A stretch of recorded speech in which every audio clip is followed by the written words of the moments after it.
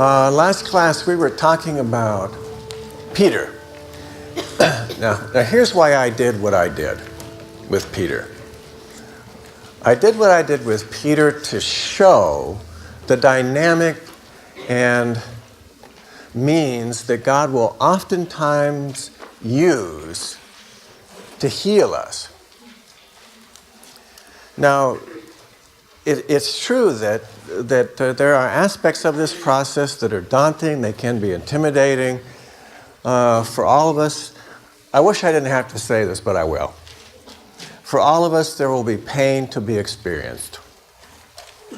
Because change, in some way, is inevitably painful. Some of the very, very good things for us are at the beginning very, very difficult.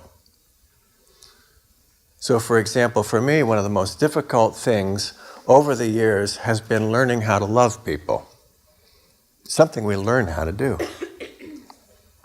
And yet it's a very, very good thing. It's a very, very good thing to be able to give up a deeply ingrained habitual habit of sin. But it's very hard, it's very difficult, it can be daunting and intimidating and discouraging. But it's very, very good to change at that point and to become free at that point. So the process that he'll use is like in Peter's life. He'll take a human personality and, as I've said before, crack it open like a nut to let light shine into those crevices, those cracks in that fallen personality. And the result is a real human being. A real human being, a human being who looks like Christ. You just can't beat it. You just can't beat it. So, personality, place, provision. Okay, let's just review this quickly. Personality and stewardship. As much as possible, we want to connect our place with how we're gifted. So, a couple of principles to keep in mind here then. The way we find out what our place is through trying something. And that trying is oftentimes, I've said this before, that trying is oftentimes connected to things that we like to do, not things that we don't like to do. I've heard this so often. Students actually terrified to find their place because they're afraid that God will send them somewhere or have them do something that's absolutely repulsive to them. God does not tend to work that way. Rather, God will create us with desires and gifts and abilities, sometimes very unique to us. That's who we are in many ways. And then we find our place by trying something. So if you were to eliminate self-doubt, if you were to eliminate fear, if you were to eliminate voices from the past that told you you could never do that, if you could simply do what you'd really like to do and you feel like you're wired for it, you feel like this is my niche, this is where I'm at home, what would you do? That's your place. And it will be something very good. I bet two things. It'll be very good and at times very hard. Because if you're finding what God has for you, you can expect opposition. We've talked about the world, the flesh, and the devil. You can expect opposition. You can expect not only human voices, but other voices saying, "Oh no, you couldn't possibly do that. Think of how much would be required. There's a much easier path, believe me. Just trust me. How could you really do that? Wouldn't that be frightening? You have a teaching gift? Think of standing in front of 200 people. Isn't it enough to make you want to vomit?"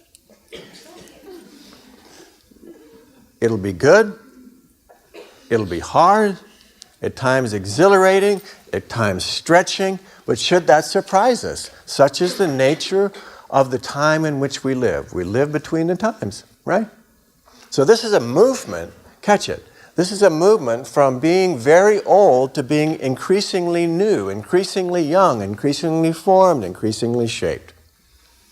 So we have to know who we are, and then we find our place, and then God provides us with what we need. Let's talk about provision then. Have you ever heard someone say, if you are really blessed by God, the sign of God's blessing will be you'll become wealthy? Now, I've heard that taught, not infrequently by television evangelists, that the guarantee of God's blessing, the surety of God's provision is material wealth. I dispute that claim. My thesis is this: God will provide what we need to do what God calls us to do. Let me say that again. That's my thesis. God will provide what we need to do what He calls us to do. I think God calls some people, for instance, to a life of poverty. To a life of poverty. To identify closely with the poor. A very dear friend of mine, Shay Claiborne, is a former student of mine, is called to a life of poverty. That's just his call. So how is God providing for Shane? Well, you know, he has enough food every day, and he's got that one thing he wears wherever he goes. He probably needs more than one.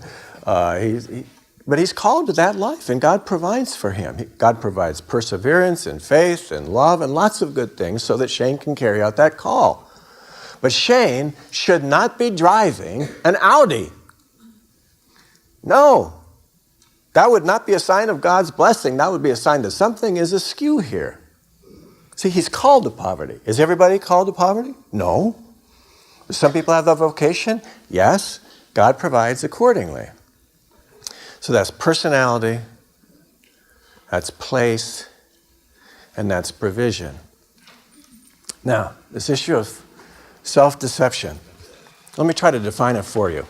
Self-deception, lying about the true state of affairs in your life. How's that? Lying about the true state of affairs in one's life. Self-deception oftentimes will manifest itself in phrases such as this: it's not my fault. That's near the top of the list. It almost seems as though self-deception is just part of the wiring of a fallen human being. And that's why, remember Peter in Matthew 26? Jesus says, all of you will fall away on this night. All of you. Every single one. Immediately, Peter responds, no.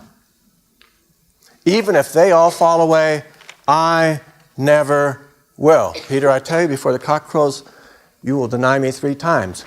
No. That capital letters. No, I'm not like that. Is in some ways the heart of self-deception. So we need to move into the truth. So connect these with these names, Arkin and Maruyama. Now again, these are social scientists who are not necessarily Christian folk, but who in these different studies, empirical research, noted this strong bias towards self-deception in human beings. All right, so we have one here called Attribution in College Exam Performance. An attribution study in social science is generally one that asks somebody, in this case, if you have not done well on a given task, to what do you attribute your failure? You with me? That's an attribution study. If you haven't done well on a given task, to what do you attribute your failure? And in 1979, Arkin and Maruyama studied college students in college exam performance. And this is what they discovered. Their results showed a marked self-centered bias as they consistently attributed failure on exams to who? Number 1, the people who administered the exams.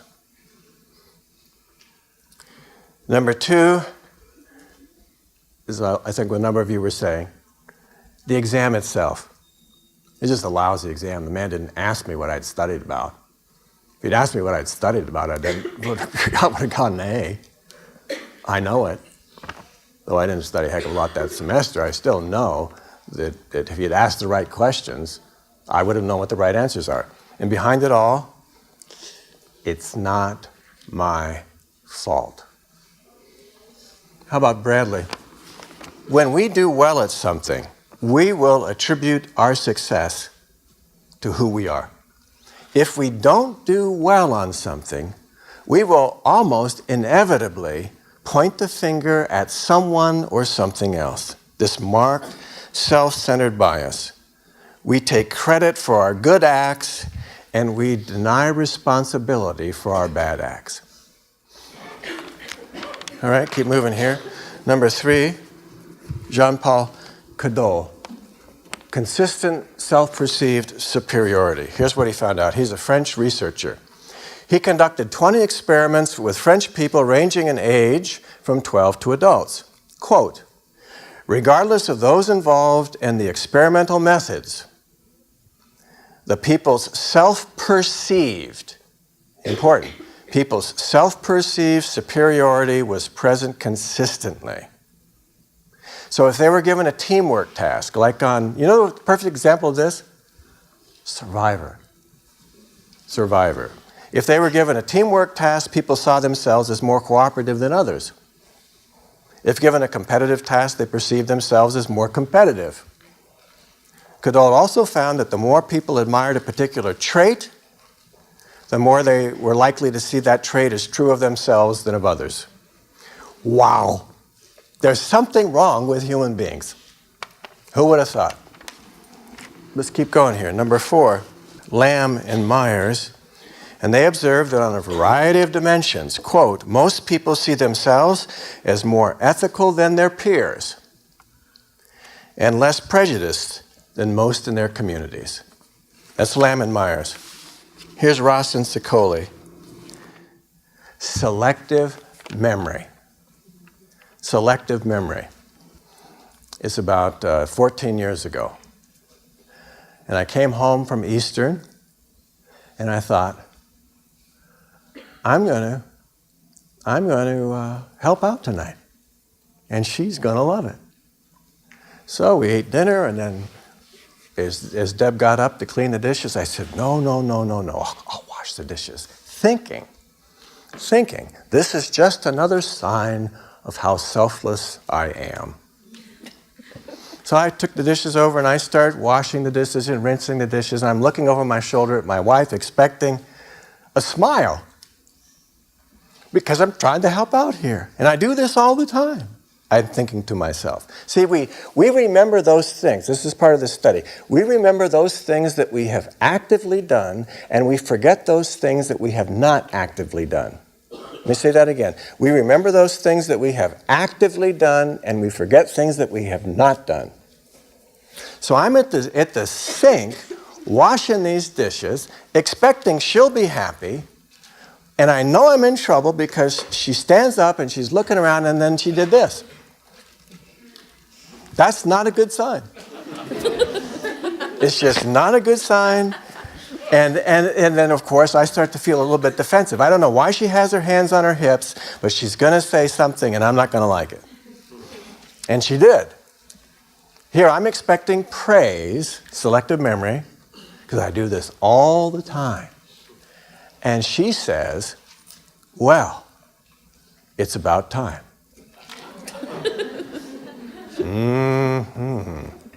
And so immediately, just this gorilla emerges. And I said, oh, it's about time.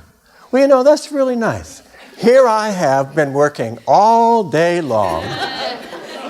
And the only thing you can say is what? It's about time. I just vacuumed the other day.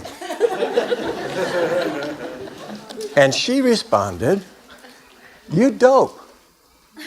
You dope. You vacuumed 3 weeks ago. We remember those things that we have actively done, and we forget those things we have not done.